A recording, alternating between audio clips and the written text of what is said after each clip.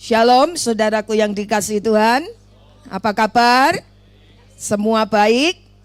Ya, puji nama Tuhan. Rupanya hari ini rada dingin ya saudara ya, dibanding hari-hari. Oh, thank you William. Ya, thank you so much.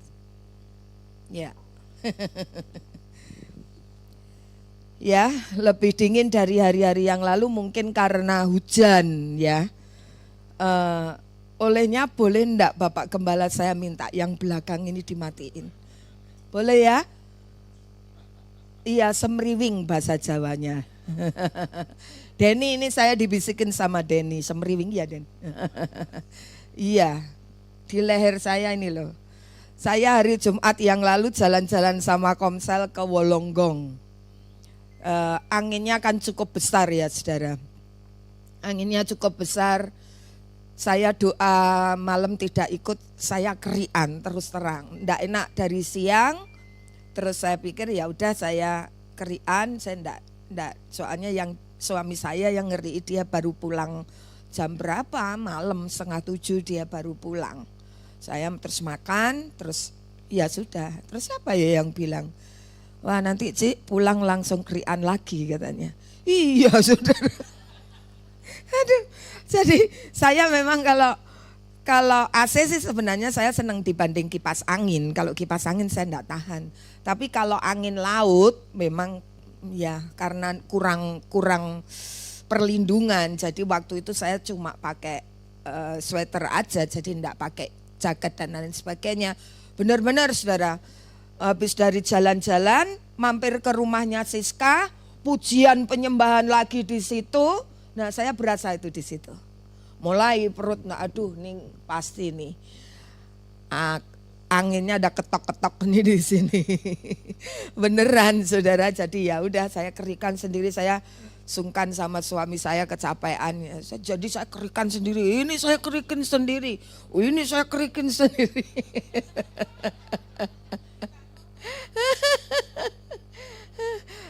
Mestinya tato ya supaya enggak hilang-hilang ya.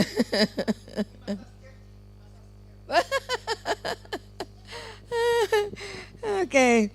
Nah, saudara, pada hari yang minggu yang lalu kita sudah merayakan Paskah ya.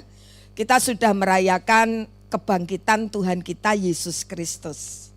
Saya mau tanya ini, ada yang bisa jawab enggak?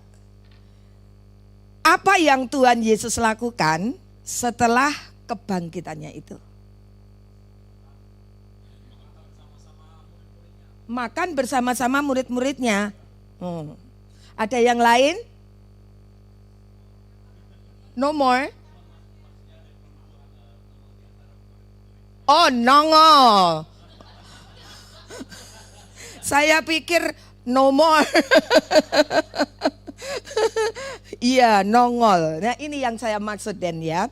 Jadi yang Tuhan Yesus lakukan setelah Yesus bangkit dari antara orang mati, itu memperlihatkan dirinya kepada para murid. Ini bukan tidak dengan tujuan Bapak Ibu Saudara, tetapi ada tujuannya apa? Menyatakan suatu kebenaran bahwa apa yang Tuhan Yesus katakan, apa yang para nabi katakan, dan apa yang Alkitab tulis itu benar-benar nyata, benar-benar benar. Makanya dia setelah kebangkitannya itu dia tidak langsung naik ke sorga, kembali ke rumahnya, tetapi dia nongol, ya, menunjukkan dirinya, menampakkan dirinya kepada para murid, ya, kepada murid-murid Tuhan Yesus pada waktu itu. Lah saudaraku, saya akan menyampaikan penongolan Tuhan Yesus.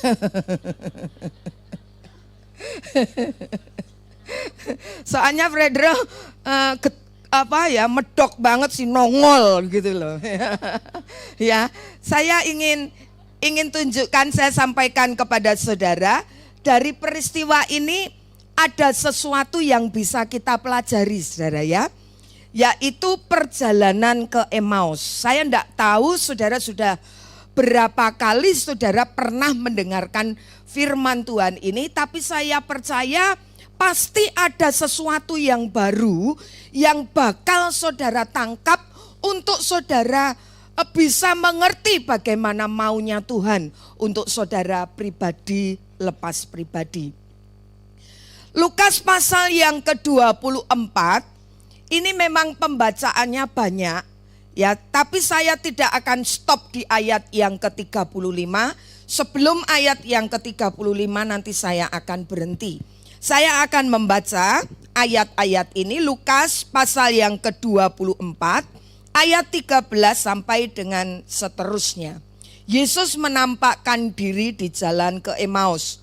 Pada hari itu juga 2 orang dari murid-murid Yesus pergi ke sebuah kampung bernama Emmaus yang terletak kira-kira 7 mil jauhnya dari Yerusalem. 7 mil itu berapa kilometer, saudara? Saudara bisa googling ya, berapa? 11 something.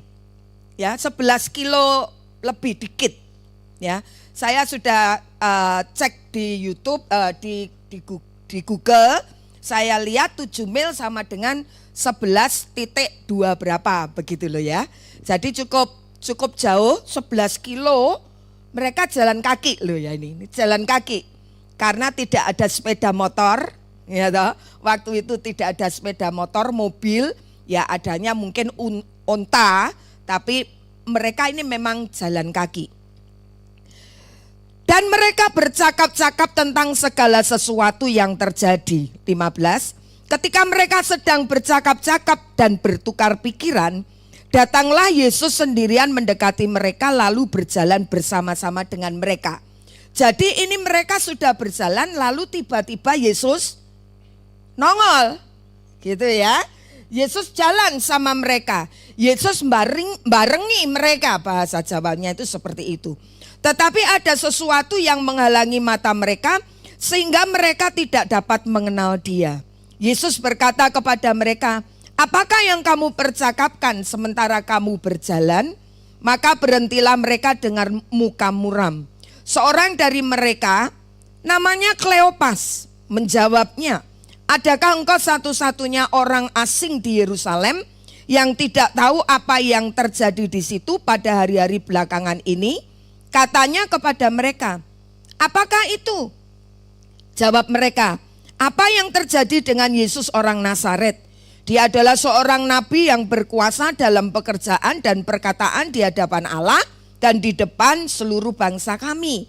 Tetapi imam-imam kepala dan pemimpin-pemimpin kami telah menyerahkan dia untuk dihukum mati dan mereka telah menyalibkannya. Padahal kami dahulu mengharapkan bahwa dialah yang datang untuk membebaskan bangsa Israel." Membebaskan dari apa ini? Penjajahan Roma. Bukan Mesir ya. Ya. Tetapi sementara itu telah lewat 3 hari sejak semuanya itu terjadi.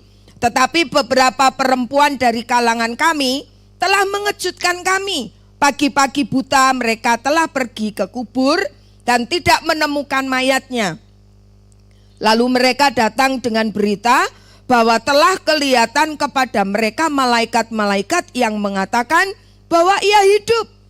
Dan beberapa teman kami telah pergi ke kubur itu dan mendapati bahwa memang benar yang dikatakan perempuan-perempuan itu, tetapi dia tidak mereka lihat. 25. Lalu ia berkata kepada mereka, "Hai kamu orang bodoh, betapa lambannya hatimu sehingga kamu tidak percaya segala sesuatu yang telah dikatakan para nabi. Bukankah Mesias harus menderita semuanya itu untuk masuk ke dalam kemuliaannya?" Lalu ia menjelaskan kepada mereka apa yang tertulis tentang dia dalam seluruh kitab-kitab suci, mulai dari kitab-kitab Musa dan segala kitab nabi-nabi. Mereka mendekati kampung yang mereka tuju, lalu ia berbuat seolah-olah hendak meneruskan perjalanannya. Jadi Tuhan Yesus itu kelihatannya gitu sudah mau berangkat lanjutin perjalanan. Tapi apa yang terjadi? Tetapi mereka sangat mendesaknya, katanya, "Tinggallah bersama-sama dengan kami sebab hari telah menjelang malam dan matahari hampir terbenam. Lalu masuklah ia untuk tinggal bersama-sama dengan mereka. Waktu ia duduk makan dengan mereka, ia mengambil roti, mengucap berkat, lalu memecah-mecahkannya dan memberikannya kepada mereka.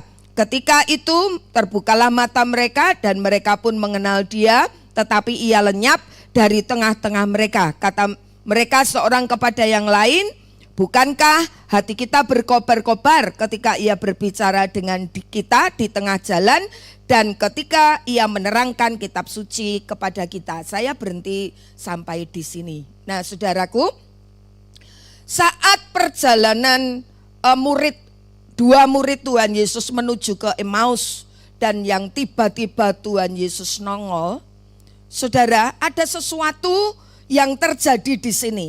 Ini yang kita akan pelajari, yaitu yang pertama, mereka itu tidak menyadari kehadiran Tuhan Yesus. Aneh ya saudara, mereka tidak menyadari kalau tiba-tiba ada Tuhan Yesus Kristus berjalan bersama-sama dengan mereka. Mengapa kok bisa itu terjadi? Padahal saya pikir bahwa Tuhan Yesus pakai tubuh secara nyata ini ya, tubuh daging yang memang sudah menjadi tubuh kemuliaan. Saya percaya itu. Tapi mereka tidak bisa melihat. Ayat yang ke-16 itu mengatakan demikian. Tetapi ada sesuatu yang menghalangi mata mereka sehingga mereka tidak dapat mengenal dia. Berjalan bersama-sama, lah ini murid Tuhan Yesus loh, kok bisa enggak mengenal ini, kenapa?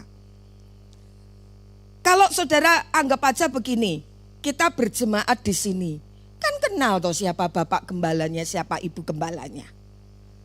Iya toh. Lah kalau sudah tidak kenal, loh siapa ya ini? Yang dua langsing-langsing ini siapa ya?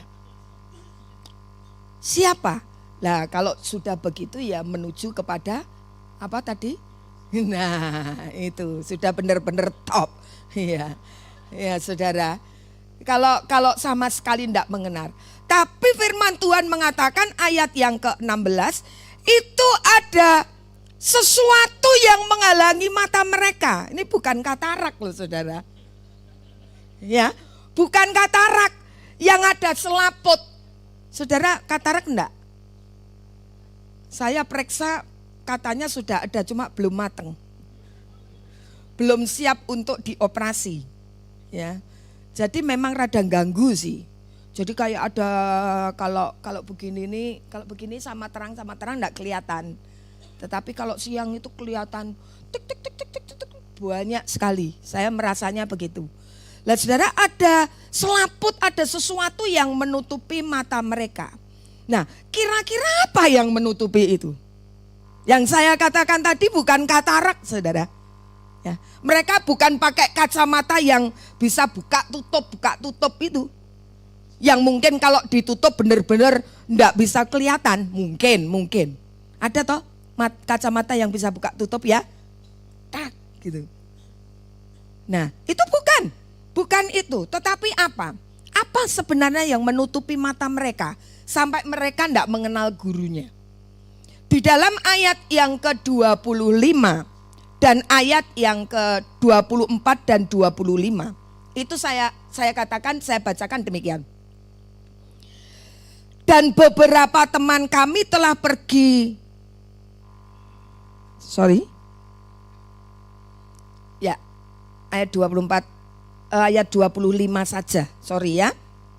Ayat 25, lalu ia ini Tuhan Yesus berkata kepada mereka, "Hai kamu orang bodoh, betapa lambannya hatimu sehingga kamu tidak percaya segala sesuatu yang telah dikatakan para nabi." Sekali lagi. Lalu Yesus berkata kepada mereka, perhatikan dan ingat dan kita akan pelajari ini. "Hai kamu orang bodoh," kata Yesus, betapa lambannya hatimu, sehingga kamu tidak percaya segala sesuatu,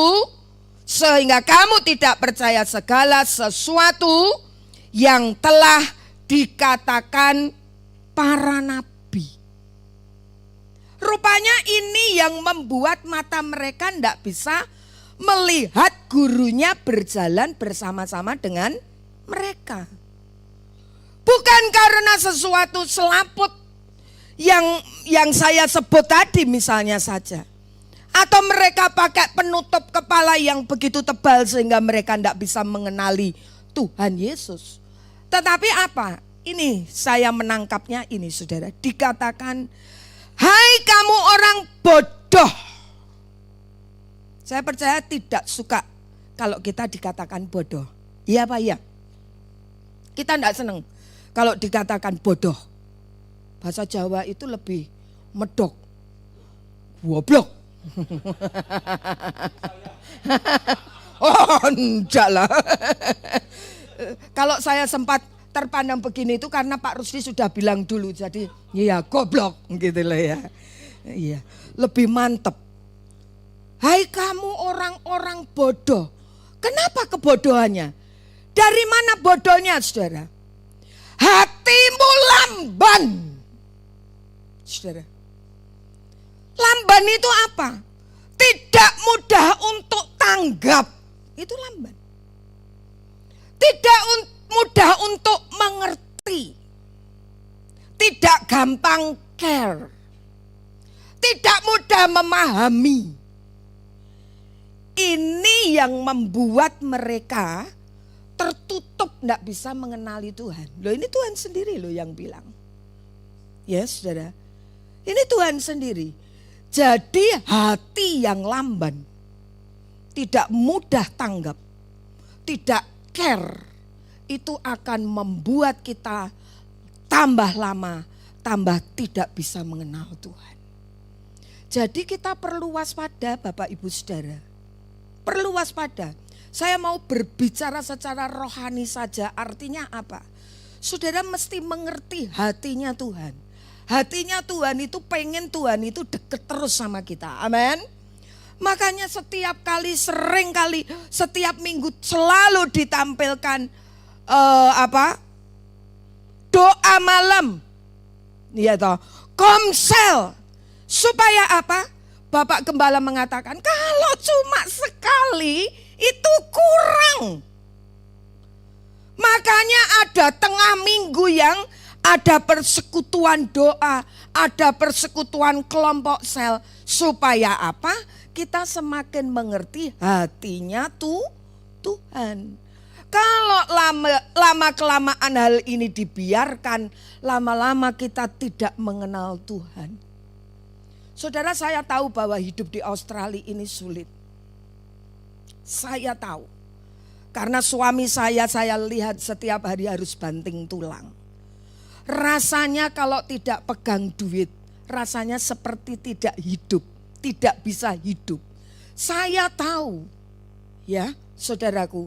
Semoga yang mungkin mendengarkan, yang tidak hadir mendengarkan khotbah saat ini mulai tanggap. Sehingga tidak akan menjadi buta dan tidak bisa mengenali Allah. Tuhan Yesus yang sudah memberikan hidupnya untuk kita, mati di atas kayu salib. Tidak cukup satu kali kita itu datang di hari Minggu doang. Itu pun 1 bulan bisa dihitung. Pokok nongol nanti kalau kelamaan ndak nongol dicari sama Bapak Gembala. Enggak, saudara. Itu kewajiban kita sebagai orang percaya untuk membawa hidup kita itu supaya lebih dekat sama Tuhan. Saya itu kalau enggak apa ya saudara. Intinya pokoknya jangan sakit. Kalau sakit ya sampai enggak bisa ke gereja itu mending. Tapi kalau kita hari Minggu, saudara ke tempat lain, itu yang membuat saya begini loh saudara. Mungkin Bapak Gembala enggak pernah ngomong begini karena sungkan. Saya aja deh yang ngomong. Iya, ya Bapak Gembala ya. Ya. Jadi kalau minggu itu mestinya memang hari untuk Tuhan. Ya. Hari untuk Tuhan. Mari kita mengerti hatinya Tuhan itu seperti itu loh saudara. Dia mau supaya kita itu dekat dengan dia. Karena dia maunya dekat sama kita. Seperti rusa yang haus, rindu aliran sungaimu. Itu mestinya kita punya hati yang seperti itu setiap waktu, saudara. Makanya karena tidak cukup 1 minggu 1 kali, diadakanlah doa malam. Karena COVID tidak bisa jumpa bareng, akhirnya Zoom. Kan begitu toh. Lah dari Zoom itu saya menghimbau, meskipun saudara bukan pelayan, ayo nongol kayak Tuhan Yesus. Gitu loh. Ya, nongol. Suami saya itu cuma dengarkan aja, dia baru pulang ya, saya tahu bahwa dia capek. Tapi dia dengarkan apa yang kita bicarakan begitu. Mari saudara, mari. Saya menghimbau, jangan lamban hatinya.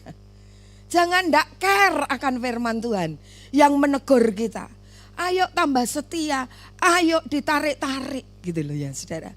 Kita sudah bertahun-tahun ikut Tuhan, mestinya kita akan bertumbuh untuk menjadi orang-orang percaya yang justru akan semakin hari semakin setia kepadanya.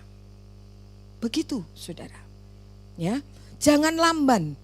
Yang kedua, hatinya tidak percaya akan apa yang telah mereka dengar dari para nabi. Saudara, sehingga kamu tidak percaya segala sesuatu yang telah dikatakan para nabi. Ini yang membuat mereka tidak menyadari akan kehadiran Tuhan saat mereka berjalan bersama-sama. Mereka tidak percaya apa yang dikatakan para nabi. Bahkan sebenarnya Tuhan Yesus itu juga sudah bilang sendiri kepada para murid bahwa nanti setelah hari yang ketiga itu dia mati, dia akan bangkit. Itu sudah dibicarakan bersama dengan para muridnya. Tetapi namanya manusia, logikanya main. Ya, logikanya main. Apa iya mati kok terus bangkit? Coba kira-kira Bapak Ibu Saudara apa ya? Enggak begitu pikirannya? Ya kan? Ya itu manusiawi. Tetapi iman itu tidak seperti itu. Makanya Pak Fajar bilang kita tidak boleh seperti Thomas itu yang orang Jawa. Benar Thomas. Gitulah. Yang saya ingat itu.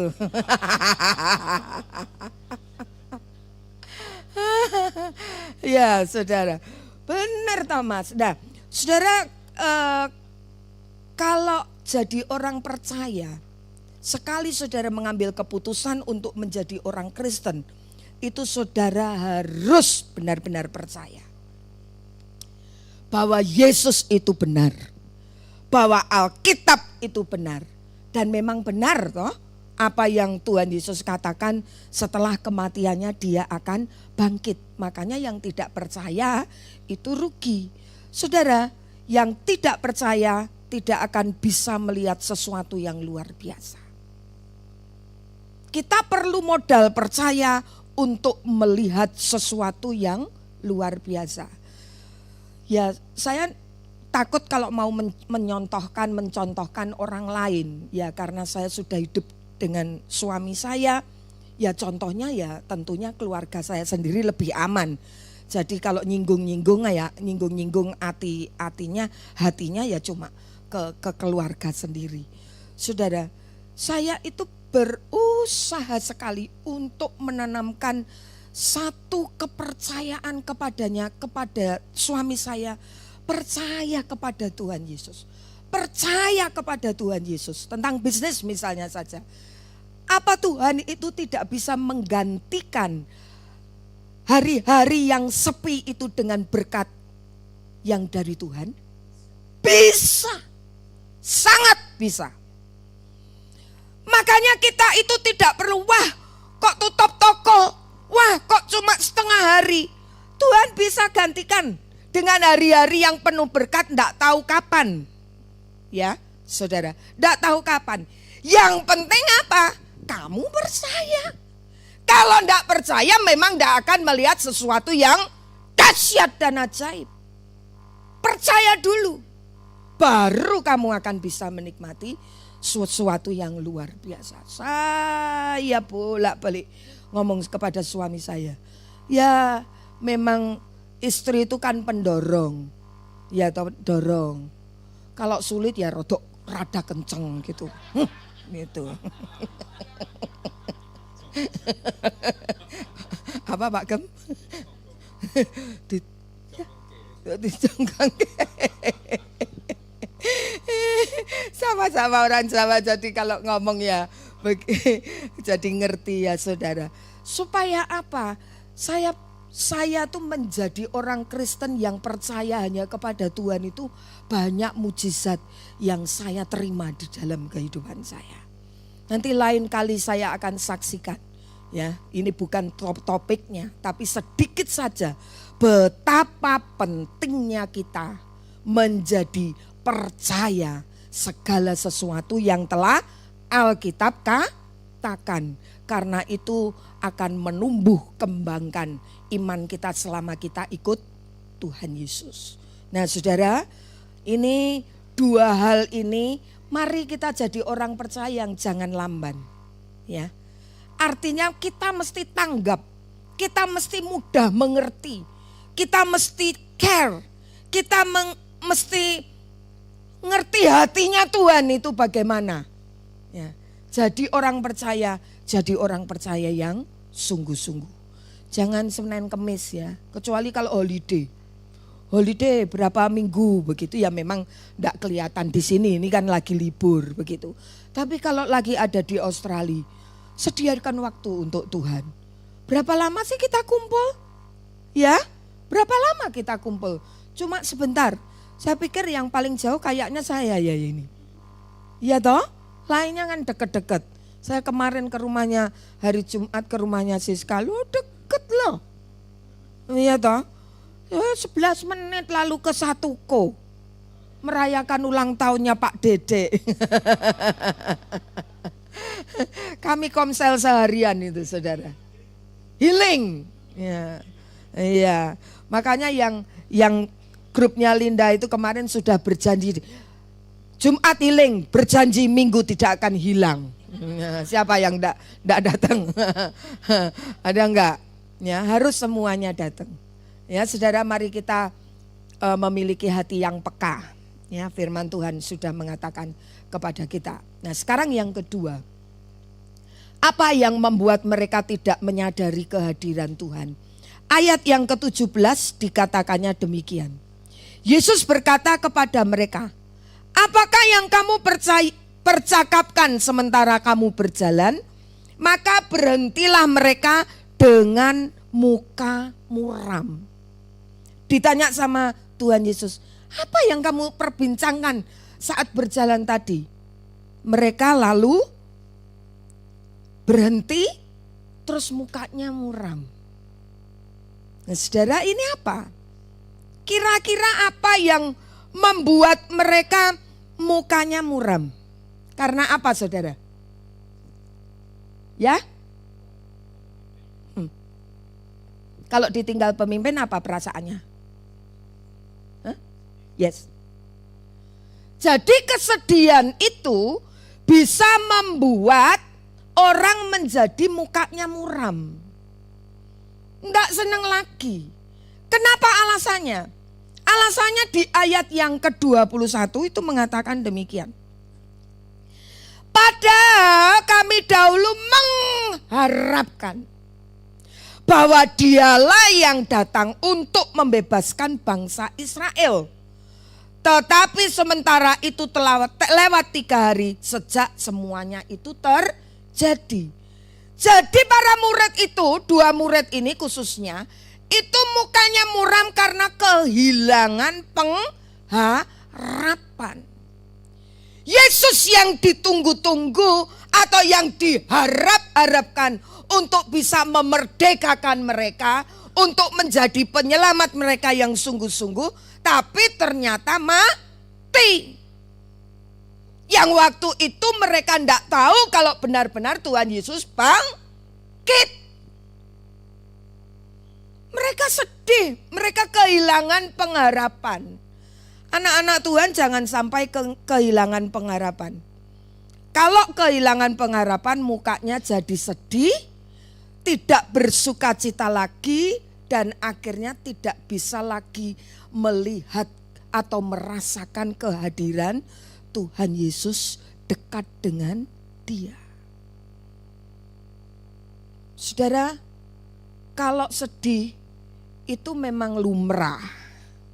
Yang ndak lumrah, tahu lumrah ya?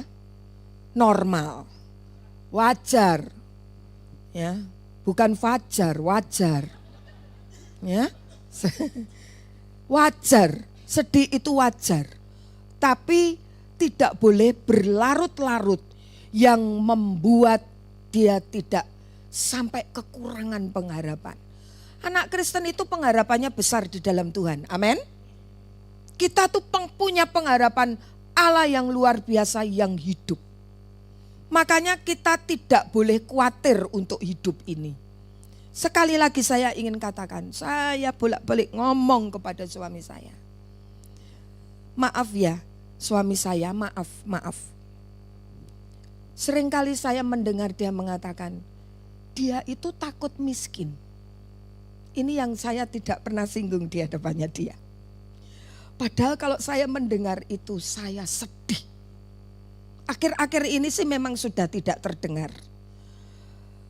Tapi dia itu beberapa kali begitu itu.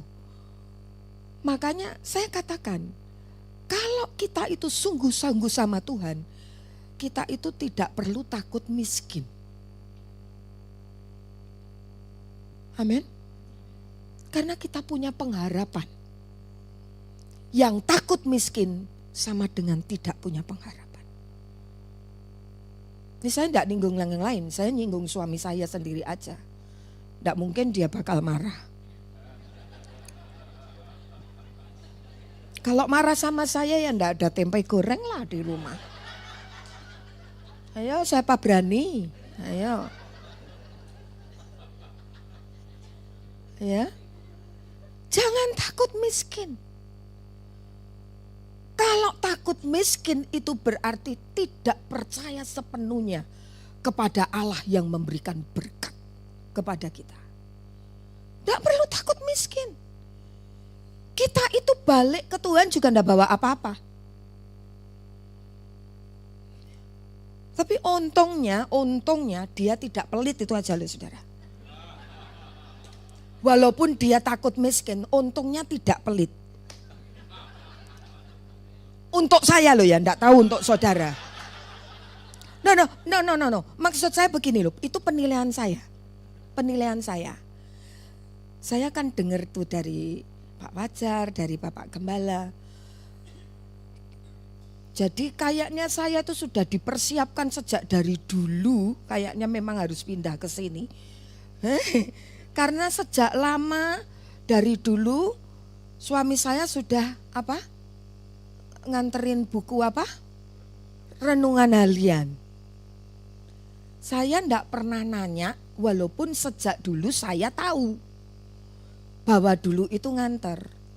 Begitu rumah sekarang ini ganti floor itu, saya baru tahu bahwa ada sisa buku yang dulu itu 1 laci itu loh Bapak Gembala. Tapi itu kan sudah lama. Loh kok masih ada? Saya nanya, loh Koko, gini nih beli apa Koko belikan? Mereka beli apa Koko belikan? Saya nanya, dibelikan apa beli saudara? Dikasih apa beli? Dikasih ya. Nah dari situ saya menilai. Oh, walaupun belum kenal saya, berarti dia bisa memberi. Hidup di Australia itu kan sepertinya pegang erat-erat tuh. Kalau bisa masuk terus, keluar jangan. Iya Pak ya? Saudara, saya mau ngomong sama saudara. Kalau saudara terlalu begini enggak jadi orang diberkati Tuhan loh, sungguh. Jangan jadi orang pelit. Untung dia enggak pelit. Kalau enggak, waduh. Bisa sakit perut terus saya saudara. Soalnya saya cuma pegang firman Tuhan. Yang memberi akan terima berkat, diberi. Loh, bukan berarti kita memberi lalu mengharapkan balikannya supaya itu dikembalikan. No. Secara otomatis apa yang kita tabur kita tuai. Kita tabur kebaikan, kita akan tuai kebaikan. Makanya kita itu tidak boleh pelit. Nah, ini hubungannya sama yang saya maksud, walaupun dia dulu sering kali saya dengar dia takut miskin. Ya, kalau dia biasa ada uang. Karena ya puji Tuhan lah saya menikah dikasihnya langsung orang yang cukup ada duit. Saya ngomong begini, kalau saya beda background sama dia. Saya ada duit nih harus pakai ini nih. Saya ada duit di Indonesia harus banyak berdoa supaya Tuhan memberkati. Harapannya tuh cuma sama Tuhan. Saya tuh full timer gereja saudara. Tidak pernah bekerja sekuler. Tetapi Tuhan mencukupi hidup saya terus tuh. Saya percaya hidupnya lebih berkelimpangan duit dia daripada saya. Tapi dia belum pernah ke Israel, saya sudah. Loh karena Tuhan. Karena Tuhan saudara. Dia belum ke Singapura, saya tuh bolak-balik Singapura. Loh sungguhan.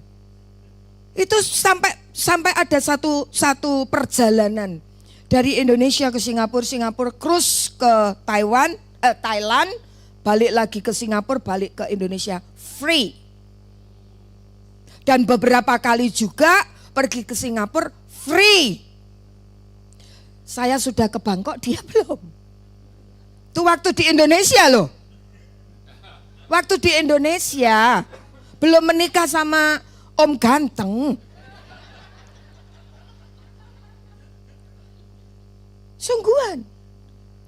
Lah enggak tahu karena dia golongan suka pria rumahan atau memang bagaimana. Lah kalau saya sih wanita jalan. Saya suka jalan saudara. Jadi menikah sama dia ya rada puasanya begitu. Ya, ada puasanya. Ya enggak apa-apalah, sudah dikasih, untung dikasih. Maksudnya dikasih jodoh. Gitu loh. Ya saya terima. Begitu. Tapi saudara, karena saya punya pengharapan di dalam Tuhan. Tuhan itu membuat segala sesuatunya luar biasa.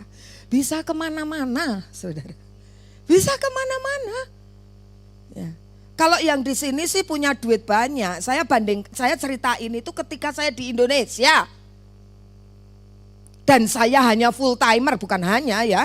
Melayani Tuhan itu pekerjaan yang mulia kan? Ya, saudara. Saya ini full timer. Tapi karena saya punya pengharapan Allah yang hidup, jadi dia bawa saya kemana-mana. Itu loh yang menangnya saya dari suami saya. Makanya saya selalu bilang, koko itu mesti punya iman yang kuat. Pokoknya saya tekankan, orang mati itu enggak membawa apa-apa.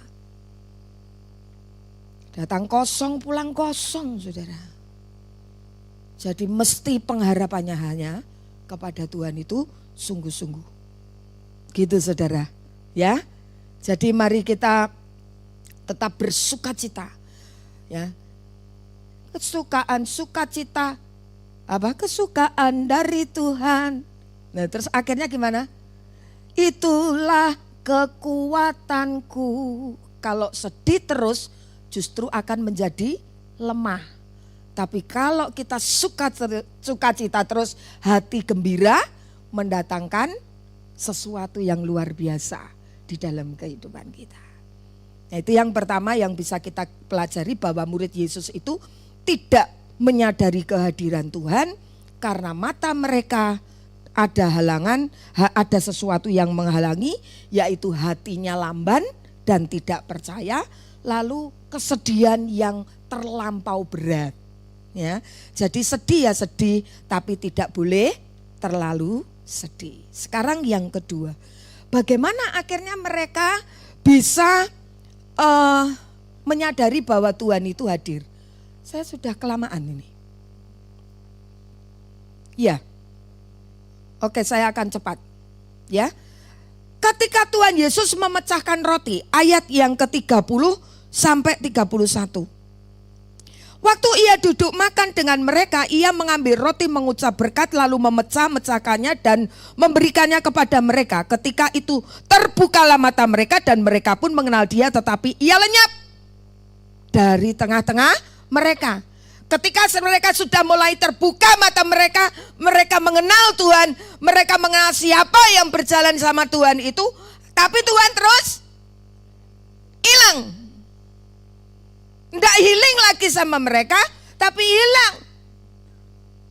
Ya saudara, hilang. Ketika apa? Ketika Yesus memecah-mecahkan roti. Saudara, kapan Yesus memecahkan roti? Last Supper. Yesus memecahkan roti, ya.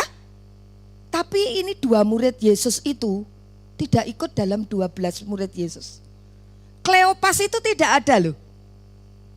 Tidak ada bersama-sama dengan perjamuan terakhir itu. Kleopas tidak ada. Lah ini kan perjalanan ke Emmaus, satu bernama Kleopas. Kleopas tidak termasuk dalam 12 murid itu. Tetapi ketika Yesus memecahkan roti, mereka sadar kalau itu ternyata Yesus, terus Yesus hilang. Ketika apa itu? Di dalam Injil Lukas pasal 9 ayat yang ke-16.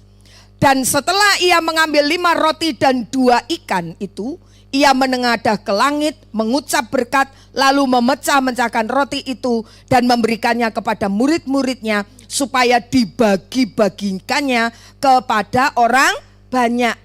Jadi selain Last Supper, pada waktu Yesus memecahkan roti itu dan menengadah ke langit untuk mencukupi 5.000 orang. Nah, di situ mungkin Kleopas ada. Oh, jadi Yesus itu tadi. Dia tahu bahwa Tuhan yang dia sembah, Tuhan yang mengadakan mujizat yang luar biasa. Baru dia sadar, oh, Yesus ternyata itu tadi. Jadi apa yang telah dikerjakan oleh Tuhan Yesus, itu yang mestinya kita ingat. Apa yang telah Tuhan lakukan untuk hidup kita, kita ingat saja. Ketika engkau berdoa mohon pertolongan Tuhan supaya ada jalan keluar, ingat itu. Ketika engkau sakit dan engkau berdoa minta kesembuhan dan Yesus sembuhkan, ingat itu. Bahwa engkau dan saya memiliki Tuhan yang hidup dan berkuasa. Itu yang akan membuat kita kuat di dalam Tuhan. Karena kita punya Tuhan yang ajaib dan luar biasa. Ya saudara, ingat semua yang telah dia lakukan. Saat sedih dia hiburkan kita, saat sakit dia sembuhkan kita, saat butuh pertolongan dia berikan pertolongan kepada kita. Ingat terus apa yang telah dia perbuat. Makanya kan ada lagu lama yang mengatakan, hitung berkatmu satu-satu. Terus hitung berkat janganlah lupa. Tidak tahulah, begitulah. Ya, tapi jangan lupakan Tuhan. Ingat terus apa yang telah dia kerjakan ketika dia lakukan memecahkan roti. Yang kedua, ketika ia berbicara. Lukas pasal 24 ayatnya yang ke-32. Kata mereka seorang kepada yang lain, bukankah hati kita berkobar-kobar ketika ia berbicara dengan kita di tengah jalan? Jadi ketika mereka jalan tadi itu hatinya senang. Merasa senang. Jadi para murid itu akhirnya menyadari bahwa ketika Yesus ada di antara mereka itu dan Tuhan Yesus berbicara dengan mereka, muridnya itu hatinya berkobar-kobar. Kalau kita punya hati sudah tidak lagi berkobar-kobar untuk Tuhan, yang perlu kita lakukan dengar suaranya. Dia berbicara. Cek hidup kita. Lihat hidup kita. Apakah engkau masih berkobar-kobar untuk Tuhan? Apakah hatimu masih menyala-nyala, on fire terus buat Tuhan? Kalau enggak, dengarkan suaranya. Makanya dianjurkan ikut doa. Doa lagi. Ya. Baca Alkitab. Dari baca Alkitab, maka saudara bisa mendengar suaranya. Mungkin tidak secara audible, tapi tulisannya itu juga akan membuat engkau bisa mendengar suaranya. Baca firman. Ya saudara, jangan hanya dijadikan senjata takut setan. Ditaruhnya Alkitab di kepala kita. Kalau sekarang mah enggak ada Alkitab yang tulisan itu toh saudara. Saya kalau di rumah masih baca pakai Alkitab itu. Kalau di rumah ya, saya lebih sekarang ini harus maunya baca pakai Alkitab, bener-bener Alkitab. Bukan ini. Ya. Bukan yang ini, tetapi yang Alkitab. Nah, saudara, ketika Tuhan Yesus berbicara, mari saudara, kita akan menambah hidup kita dengan jam-jam untuk bisa mendengar dia berbicara. Doa itu mestinya ya, kalau berbicara doa itu tidak kita minta terus, tapi sekali-kali duduk tenang dan biar dia berbicara dan kita mendengarkan suaranya. Ya, yang terakhir ketika Yesus menerangkan kitab suci, ya, kata mereka seorang kepada yang lain, bukankah hati kita berkobar-kobar, sama ayat yang ke-32. Ketika ia berbicara dengan kita di tengah jalan dan ketika ia menerangkan kitab suci. Makanya dari sini saja kita sudah tahu bahwa sebenarnya Tuhan itu ingin supaya anaknya itu terus mengerti akan kitab suci. Ya. Sekali lagi, baca firman Tuhan. Baca firman Tuhan. Supaya apa? Kita menjadi kuat. Ya, kita menjadi kuat. Anak-anaknya supaya belajar firman Tuhan. Ya memang tidak harus jadi pendeta, tetapi paling tidak mengerti firman Tuhan, itu saudara akan menjadi anak-anak Tuhan yang kuat. Bukan angin-anginan. Hari Minggu ini ada, minggu depan tidak ada. Jangan tersinggung ya, tapi ini baik aja untuk saudara. Kalau saudara menerima baik, jadinya akan baik. Makanya kita mesti menjadi anak Tuhan yang konsisten. Gitu loh ya. Supaya bisa nanti kalau dia datang, maka dia akan angkat kita dan tempatkan kita di dalam kerajaan sorga. Ayat yang terakhir, 1 Petrus pasal 1 ayat yang ketiga. Terpujilah Allah dan Bapa kita Tuhan Yesus Kristus, yang karena rahmatnya yang besar telah melahirkan kita kembali oleh kebangkitannya Yesus Kristus dari antara orang mati kepada suatu hidup yang penuh pengharapan. Yesus bangkit memberikan pengharapan kepada kita. Olehnya tetap setia kepada Tuhan, ya, tetap beribadah kepada Tuhan karena Tuhan yang sudah bangkit untuk kita. Amin. Untuk firman Tuhan.